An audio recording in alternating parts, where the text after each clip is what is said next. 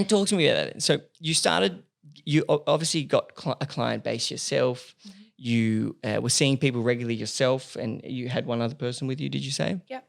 And so you said, okay, it's time for me to scale, to get bigger.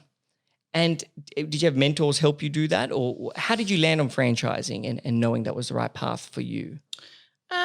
I actually was going to take on doing training. I had a lot of emails and messages from people saying, can you train me in teeth whitening, et cetera, et cetera. And so I thought, okay, now I need to get lawyers and I need to get accountants to take on to the next step because I don't actually know what scaling is. And no, I didn't. I was like 21 at this age. Like, you have no idea. It's unbelievable. And then I went to this accountant's office that I had been referred to from a friend. He was quite successful in business. And I went in there and I was this cheery little happy girl, no problems in the world. And I was telling him about my business and he's like, wow. He's like, you need to franchise this company. He's like, you have such a good opportunity here. You have essentially a recipe and you can give people the opportunity to cook the cake. And I was like, wow, yeah. And then I said, I'm the type of person that won't do anything unless I know what I'm doing. So I said, I absolutely have no idea what franchising is, so I'm not having it done he said he could have it ready for me in like 4 weeks. I'm like, I won't be ready in 4 weeks. I have no manuals. I have no idea with what I'm selling, and I'm not a saleswoman. I want to be able to sell something that I love and that people understand what I'm doing. So over a year and a half, we caught up once a month. We're writing the franchise. With the franchise agreement, I really wanted to sit in the franchisee's shoes. So it's, would I buy my franchise?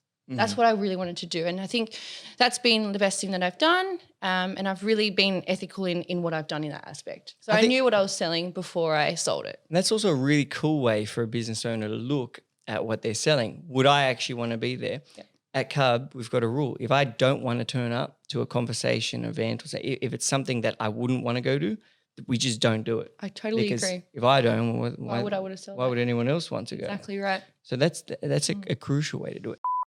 So I just wanted to go on your marketing, because your marketing is incredible. Everyone knows you. Yeah. How is it mostly influencer marketing? And there's two sides to your marketing. You obviously market to clients, so to me, if I want to widen my teeth, and you have to also market to potential franchisees, because you're making majority of your money through selling franchises. Is that correct? Yes. Yes. And the right franchises? Yes. So what are the two marketing strategies for the both? Yeah, so we obviously have a very big marketing team. That's where a lot of my money is spent. So that is a large portion of your team's marketing. Of course, my company is all about marketing. It is, yeah. Like you said, you made teeth whitening. Cool. Yeah. So how we market is obviously through digital, through PR, and through our clients.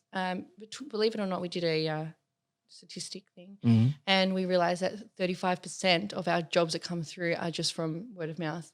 And that's so important for us because, someone that's happy is only going to tell 7 people. Someone that's unhappy is going to tell 27. Yeah, I hate that. Yeah, no, but that's why it's so important to be so real in the job and be present when you're there.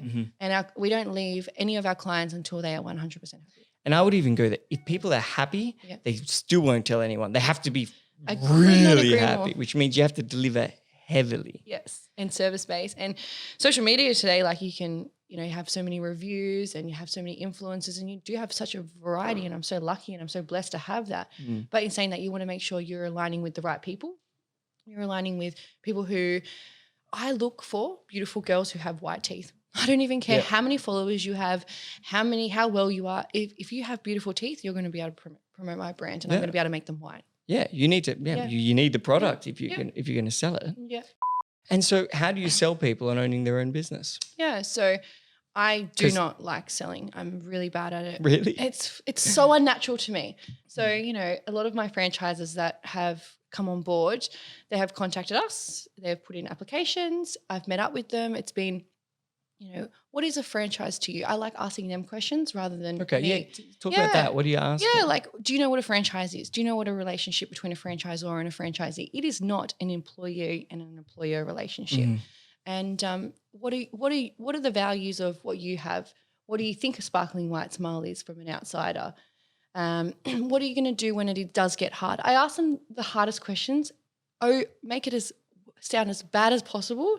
And then if they take it on, they're going to have essentially. I love that question. What do you think this company is before they know? I asked new team members that in their second interview. Yeah. Because or their first interview, sorry.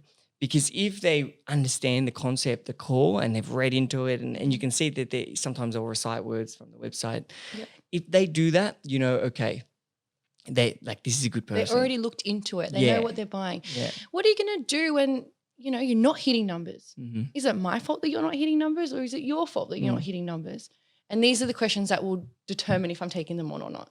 Good. Yeah. You've obviously created in-depth operations for your technicians, yes? Totally. And is there anything in that teaches them how to really, I guess, surprise and delight the client? Yeah, so we have like a segment called Being Your Own Boss, and we also have etiquette classes in our training. So we have an etiquette lady that comes in and she shows you how to go above and beyond.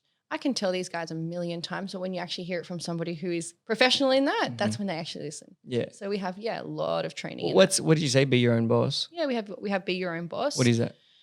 So it's like a segment of how to look after yourself, your mental health side of things, taking a break, but also looking after your staff, your team, supporting.